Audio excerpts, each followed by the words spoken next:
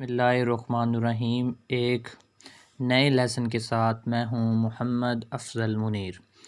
आज हमारा जो टॉपिक है वो बिल्कुल छोटा सा टॉपिक है जिसके बारे में हम डिस्कस करेंगे। पिछले लेक्चर में हमने पहले पिलर के बारे में जो मोस्ट इम्पॉर्टेंट और लेंथी पिलर है उसके जो चंद एटम्स थे हमने उसको डिस्कस किया था। आज हम जर्नली देखेंगे कि जो दूसरे पिलर्स हैं उनके अंदर कौन कौन से एटम्स शामिल हो सकते हैं। सबसे पहले इसमें हम डिस्कस करेंगे वो हैं एक्सपेंसेस। मैंने आपको पहले भी बताया था कि एक्सपेंसेस जो होते हैं वो हम इसलिए करते हैं कि इससे हम फर्दर रेवेन्यू जो है वो जनरेट कर सकते हैं। अब एक्सपेंसेस किसी भी टाइप के हो सकते हैं, फाइनेंशियल एक्सपेंसेस हो सकते हैं, नॉन फाइनेंशियल एक्सपेंसेस हो सकते हैं, जर्नल एक्सपेंसेस हो सकते हैं, ऑपरेटिंग एक्सपेंसेस हो सकते हैं, नॉन ऑपरेटिंग एक्सपेंसेस हो सकते हैं। तो कोई भी किसी भी टाइप्स के एक्सपेंसेस हो सकते हैं। मैंने जर्नली 2-3-4 एग्जांपलें आपके सामने रखी हैं। जैसे हम रेंट पे करते हैं, हम अपने एम्प्लॉइज़ को सैलरी पेज करते हैं, हमारे जो एसेट्स हैं उनकी डेप्रिसिएशन होती है वो भी हमारे एक्सपेंसेस के अंदर आती है। इसी तरह डिफरेंट किस्म के ऑपरेटिंग एक्सपेंसेस और all other non operating expenses जो हैं वो इनके अंदर शामिल होते हैं। ये टोटली मिलके आपकी जो है वो कास्ट ऑफ गुड्स सोल्ड बनाती है, यानी जो आपने चीज़ें बनाई हैं उसके ऊपर टोटल आपके एक्सपेंस जो हैं वो कितने बने हैं। उसके अलावा लॉसेस वगैरह भी जो हैं वो आपके एक्सपेंसेस के अंदर ही ट्रीट किए जाते हैं।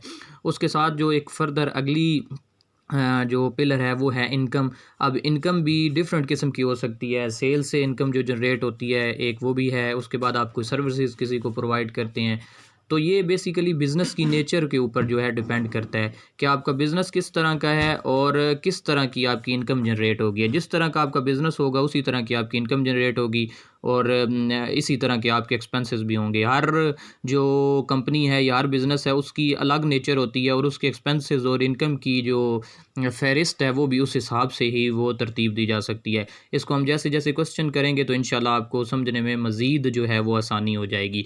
उसके बाद एक और जो इम्पॉर्टेंट टॉपिक इसके अंदर आता है, जो इम्पॉर्टेंट पिलर है वो है लाइबिलिटीज़।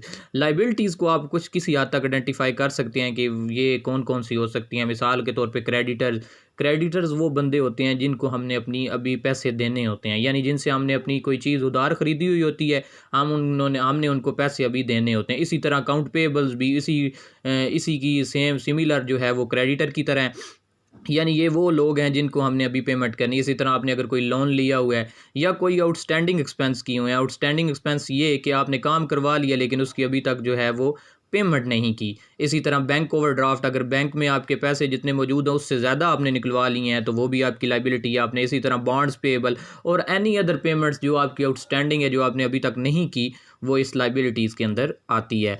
इसी तरह अब आखिरी जो हमारा पिलर है वो है कैपिटल। मैंने इसको ज़्यादा डिटेल में इन चारों पिलर्स को डिस्कस नहीं किया, क्योंकि इसकी ज़्यादा ज़रूरत नहीं है। जैसे आप क्वेश्चन करेंगे तो क्वेश्चंस के अंदर आपको ईज़िली समझ आ जाएगा। अब इसमें क्योंकि बिज़नेस की नेचर के ऊपर डिपेंड करता है कि किस किस्म के एक्सपेंसेस हैं, किस किस्म की इनकम है और किस किस्म की लाइबिलिटीज़ जो हैं वो जनरेट हो रही हैं।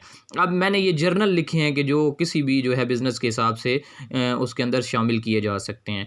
आखिरी जो पिलर है वो है कैपिटल। अब कैपिटल भी आपको मैंने बताया था कि ये वो सरमाया है, ये इन्वेस्टमेंट है जो मालिक कारोबार में लगाता है। अब इसका ताल्लुक किन किन चीज़ों से होता है? प्रॉफिट जो होता है वो कैपिटल के अंदर ही इंक्लूड किया जाता है। इसी तरह ड्राइंग्स क्या है? ड्राइंग्स वो है कि जो मालिक अपने पर्सनल यूज़ के लिए बिज़नेस से ले जाता है। बिज़नेस का इससे कोई कंसर्न नहीं है कि मालिक जो है, मालिक एक अलग बंदा है और बिज़नेस एक अलग चीज़ है। यानी कंपनी में आपको पता है कंपनी एक सेपरेट एंटिटी होती है जो है मालिक से।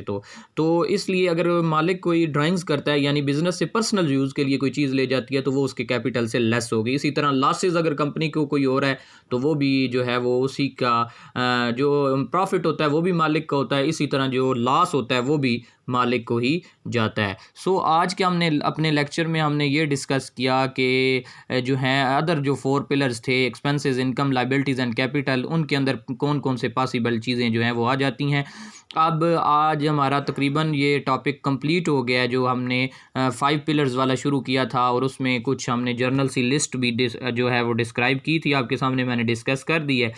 फर्दर अगर किसी को कोई इशू हो तो वो मेरे से कमेंट बॉक्स में पूछ सकता है। बाकी ऑलमोस्ट आपका ये टॉपिक कवर हो गया। इसके बाद इंशाल्लाह हमारा जो नेक्स्ट टॉपिक होगा वो होगा जर्नल। हम जर्नल को डिस्कस करेंगे, उसकी एंट्रीज़ को डिस्कस करेंगे और पॉसिबल एंट्रीज़ जो हैं वो मैं आपके सामने जो है वो लिखूँगा, आपको समझाऊँगा।